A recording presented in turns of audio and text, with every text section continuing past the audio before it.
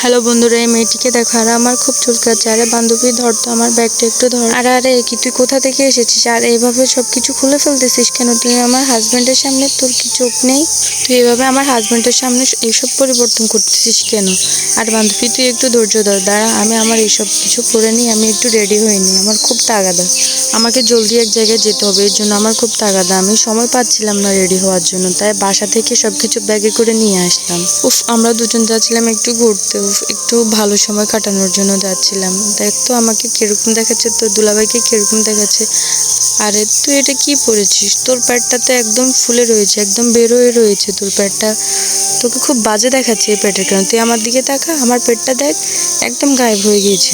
আরে তুই কি পরেছিস? তুই কি এমন প্যান্ট পরেছিস যে তোর প্যান্ট একদমই বোঝা যাচ্ছে না? আর এই প্যান্টটা হচ্ছে খুব কোয়ালিটিফুল। এটা পরলে তোর প্যান্ট একদমই বোঝা যাবে না, তোকে খুবই স্লিম মনে হবে এবং তোকে দেখতে খুবই সুন্দর দেখাবে। ধর, আমার ব্যাগের ভিতরে একটা আছে, তুই এইসব পরে নে। দাঁড়া দাঁড়া, আমি এক্ষুনি পরে নিতেছি।